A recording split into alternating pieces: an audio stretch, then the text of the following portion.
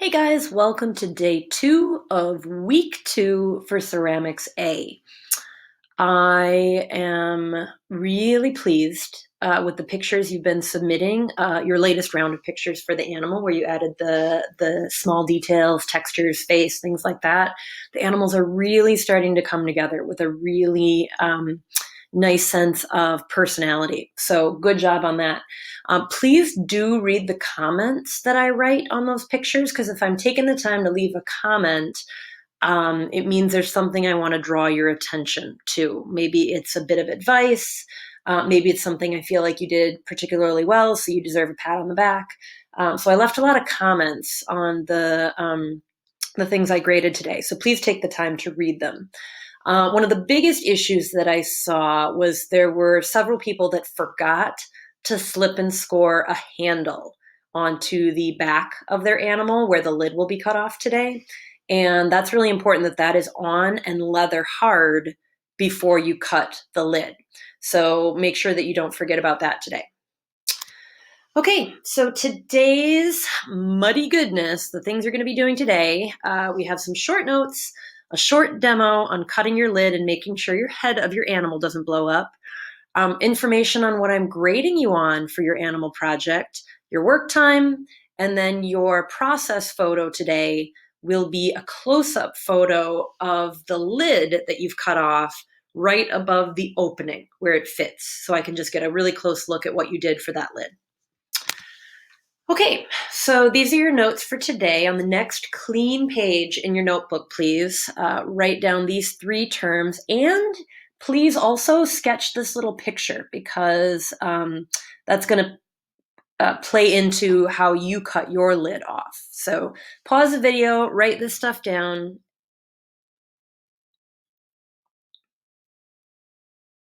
Great, thank you. So term number 1 is texture. Texture is the way a work of art feels or looks like it would feel. It appeals to our sense of touch, which can evoke feelings of pleasure, discomfort, or familiarity.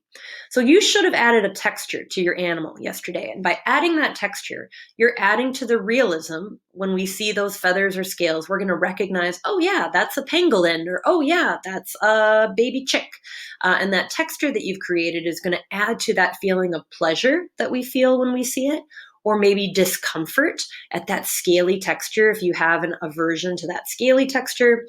So texture just adds to the way that a work of art makes us feel, because we've all touched things like that before. So texture just adds to that interest and that familiarity, or those emotional reactions to a work of art. So if you haven't added texture yet, please make sure that you do today, even if it's just a little bit. There's a kid in my class yesterday that didn't want to add a lot of texture to the body of her bunny, but she decided that she could add texture to the tail of the bunny and then the ears of the bunny.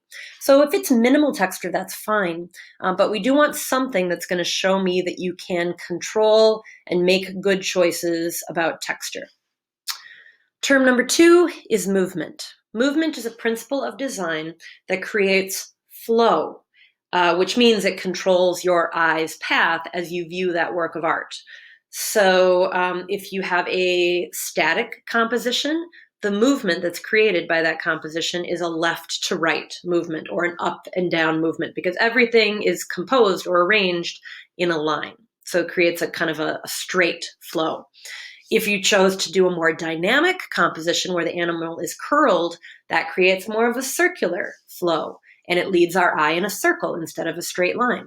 So you will be asked to write about how movement is shown in your work of art when you turn it in. You're going to be writing an artist statement. And so make sure that you're aware what kind of movement is shown in your work of art. Third term for today is a fitted lid. You're going to be making a fitted lid today. That means a lid that fits in the opening of a jar without sliding around and without falling in. And so what I want you to note in this picture, and what I want you to sketch from this picture, is see how that cork is slightly narrower at the bottom and slightly wider at the top? That angle of the lid allows it to be fitted so it doesn't slide around, and it also allows it to not just fall right into the jar. And that's how you're going to be cutting your lid off today. You're going to be cutting that lid at a slight angle, approximately 45-degree angle, so that the lid that you're making is going to be fitted. It's not going to slide around and it's not going to fall in. So please sketch that picture just as a little visual reminder to yourself of what you're going to do for your lid. Okay, draw a line under those terms for today. These are your steps for today. Step number 1, please check and see which stage your clay is in. If it's still really soft and plastic, if you were to push on your clay and it really yields easily, it moves too much, let it sit uncovered for about 30 minutes. But please set a timer for yourself so that you don't forget about it. Because if it sits out any longer than that, you're not going to be able to cut your lid today. So if the clay, again, is really sticky and plastic, let it sit uncovered for about 30 minutes. Then I want you to take your toothpick and draw the spot on the back of your animal where you're going to cut your lid. I want you to plan it out ahead of time before you do any cutting. Then you're going to take the plastic knife that I gave you in your toolkit, or if you want and if you have permission, and if your clay is particularly really leather hard and kind of dry, you could also use a kitchen knife, which would have a little bit more strength to it, but then you need to be extraordinarily careful as you're doing your cutting. You're going to be holding the knife at a 45-degree angle, and you're going to be kind of using it like a little saw, just going up and down and up and down and up and down, maintaining that 45-degree angle all the way around. So in the demo, I will show you what I mean by that. So if that doesn't really make sense to you right now, it will when you see me do it. Next, you're going to use the knife to pry that lid or remove that lid from the opening, and you're going to do a lot of smoothing. Now that you can access the inside of your animal, use your fingertip or use your popsicle stick to meld the inner seams as best you can. Where you put those two pinch pots together, we want to try and meld and smooth and strengthen those inner seams. Smooth the opening of the pot where you cut the lid off, because that's probably going to have a lot of little lines from using the knife like a saw. You're going to have a ton of little lines there. So just smooth those away from with your fingertip. And then on the lid itself, you're going to have a bunch of little lines where the lid was cut off. So again, smooth inside the lid and around the edge of the lid as well. First, do it with your fingertip, because that's going to be a stronger way of smoothing, and then do it with your sponge. And please don't put your lid back on after you've smoothed it with a sponge, because it's going to stick if you put those wet clay surfaces together. Just set the lid to the side. Then, if your animal is strong enough, please pick it up, take your toothpick, and poke a few little hidden holes in the bottom of the head. This is because as of right now, the head still has air trapped inside it. And we need an exit hole, or actually 3 or 4 exit holes, so that air can escape. And that way, if you choose to fire your animal, it won't blow up. And even if you don't choose to fire your animal, you still need to make it as though you're going to fire it. So you still need to poke those holes. Then also, while you have your animal upside down, take that toothpick and scratch your initials in the bottom of the animal, and then scratch your hour number in the bottom of the animal, so that your animal is easily identifiable as who made it and what hour it came from. Then you can put your animal back on its tray, and for your assignment today, I want you to take a picture of the lid that you cut and smoothed just above the opening that you cut it from. Take a photo of that particular area, so you're going to be hanging onto your handle, most likely, and then that's what you're going to submit to Schoology today.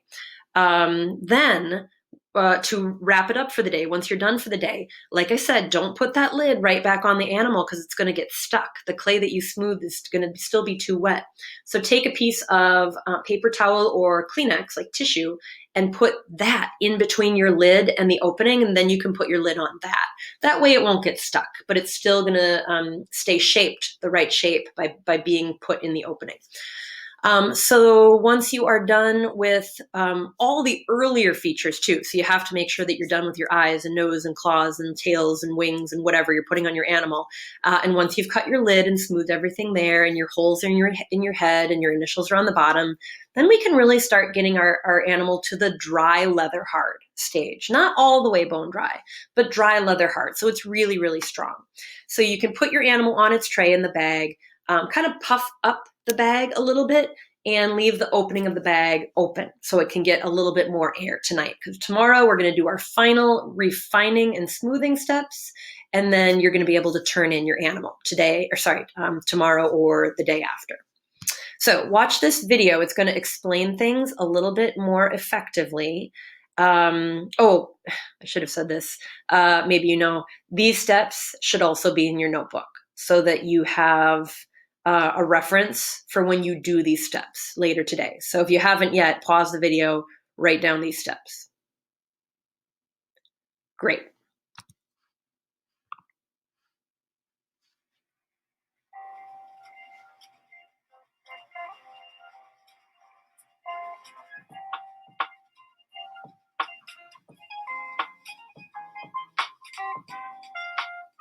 Hey, after looking at some of the photos that you submitted over the last couple days, I realized I should have told you a couple things. After you've slipped and scored and melded all the features on your animal, spend a lot of time with your sponge refining the surfaces of your animal. Pick it up, smooth the bottom, smooth the legs, smooth the face, smooth everything. Even before you start adding the texture, you want a really nice smooth surface, really refined surface before you start carving and adding things in. And even if you've done your carving, spend a lot of time smoothing this thing so that the surfaces really are not rough, not messy. They really and truly look smooth and streamlined and look their best. Honestly, it could take 5 minutes, 5, 6, 7, 8 minutes of smoothing will really go a long way to making this look good. I also want to remind you about what I showed you on day 3 about poking holes in the head.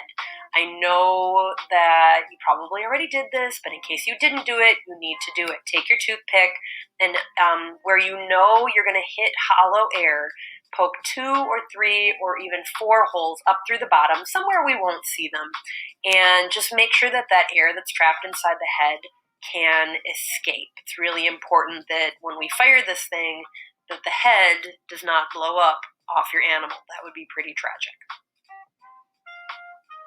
So now that we've poked holes in the head and made sure the head isn't going to blow up, now we need to cut the lid in your lidded jar so that the air that's trapped inside the belly of your animal can escape, and so that part won't blow up. So I'm using my toothpick to first just map out where my cut is going to be. It's a pretty big belly on my honey badger, so I can make a fairly big opening in my pot. And actually what I end up drawing here is not that big of an opening. You can make the lid and the opening bigger on your animal if you have more room. So I just first wanted to map it out.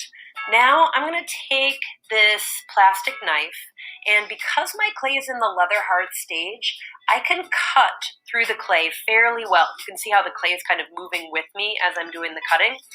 Now, if your clay is too hard and dry, you might have to use an actual sharp knife to do this cutting. And if you do have to do that, please be cautious. Please be really, really careful.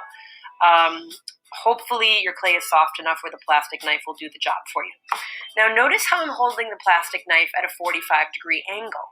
That angle is really, really important. As I cut, I'm maintaining that 45-degree angle because if I cut it at that angle, the lid won't fall in. It will make the lid fitted, so it won't shift, it won't move around. So that 45-degree angle kind of takes a lot of thought and a lot of careful hand-holding, but it's really, really important. So all the way around, maintain that 45-degree angle. And notice I'm also using the knife like a small saw.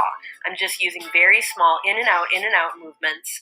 And by doing that, I'm making the tiniest little incremental cuts, which is the safest way to do this. Don't hack at it. Be very cautious, very careful. Pretend you're a surgeon and you want to be really delicate on your animal patient. Yay, the lid came off. Excellent. So notice there's the seam where my pinch pots came together. I'm going to have to fix that in a little bit. Notice the angle, the 45-degree angle that's on the lid, and there's a matching angle on the lip of the actual pot. So those two 45-degree angles are going to come together really nicely to make my lid fitted. And so I now have this really rough kind of saw texture around where I did my cut. So I'm going to spend some time with my thumb, fingertips, just doing some hand smoothing of that carved area. You could also use your sponge, but your finger is just going to do a quicker, more thorough job of smoothing that away. And with the added benefit of it's not going to make it sticky, because if you put the lid on when it's sticky, your lid will get stuck. So smooth up that edge that you just cut. That'll take a little bit of time to just go back and forth over that edge and really make it smooth. And then you're going to have to meld the interior seams of your pinch pot because you weren't able to meld them before. You weren't able to access it when you were putting your two pinch pots together. So meld what you can reach with your fingertip. And then on the inside there, where your fingers may not reach, for that melding, you can either use the butt end of your fork, the non-business end of your fork, or even better, your popsicle stick. The popsicle stick will do a good job of reaching in and melding what you can't reach with your fingers. If you can do it with your fingers, great. But just meld what you can. The parts you can't see or reach because they're kind of underneath, just get those by feel as best you can. But you really want to make this inside be as strong and as smooth as you possibly can. So once you've finished melding the inside and you finish melding the upper edge of the pot, you're also going to have to do a little bit of smoothing and melding on the lid and making that all nice and neat. Oh, yep, look inside my honey badger. Oh, looking good. So just take a little bit of time, again, 2, 3, 4, 5 minutes, like spend a little time with it, and use your fingertips to smooth away that zigzaggedy texture that you got from doing your carving. And use your fingertips, use a sponge, but if you use a sponge, remember you're softening the clay, and there's a chance that when you put the lid on to test it and see if it fits, that it will actually stick. So do as much melding and smoothing as you can with your fingertips, which is kind of a dry sort of melding, dry kind of smoothing and cleaning. Get as much as you can with your fingertips so you can put the lid on, you can test it, you can move it, you can make sure that lid does truly still fit. If it doesn't fit, alter what you need to alter.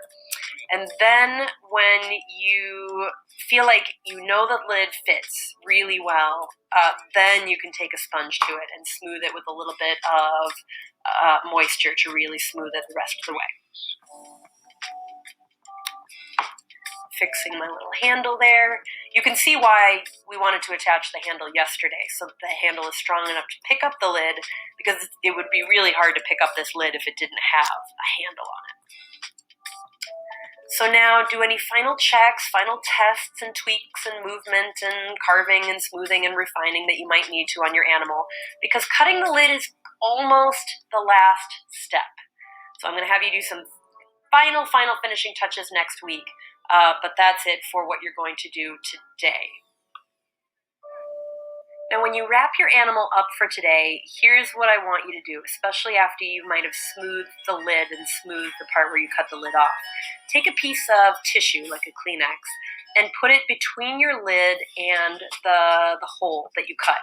This will keep your lid from getting stuck as the animal sits overnight or over the weekend.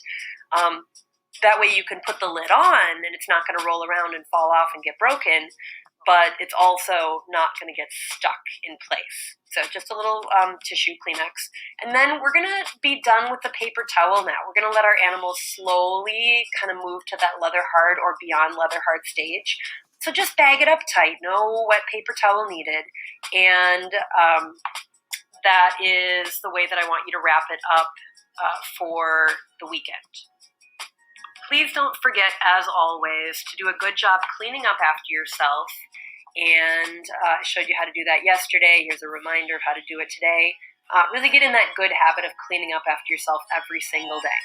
And then you're going to snap a photo of your progress for the day once you've cut your lid off and upload that for your points today. That's it. VLA kids, I'm going to see you at our Google Meet and we'll chat about next steps.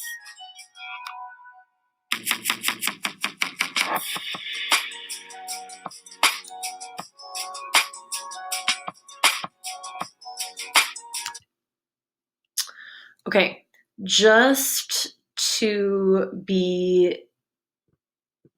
clarify a few things from that video. That video was from last trimester, so the timing is off. So first of all, there's no weekend tomorrow. But also a couple things that I didn't say in that video that are relevant to you that you will have to do.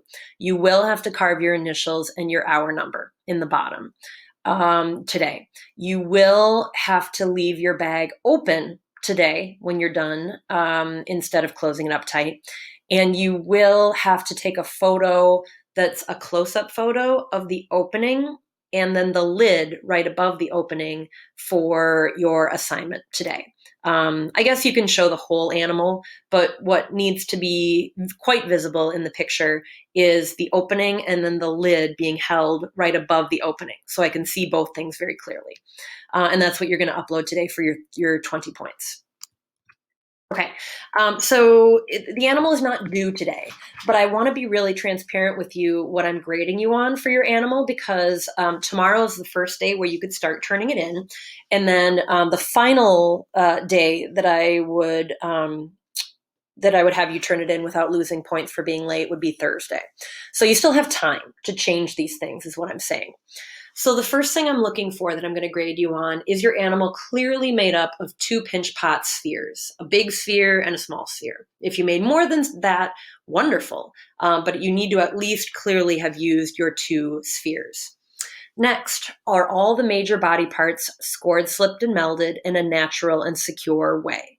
So that means where you join those legs or tails or wings or heads, did you wrap a coil around where the connection point is and did you melt? So it looks like that head is truly growing out from the body or that limb is truly growing out from that body. So the limb should be wider and thicker where it attaches to the body for strength and also for natural look. And then the limb should grow thinner as it goes away from the body. That's what I mean by does it look natural?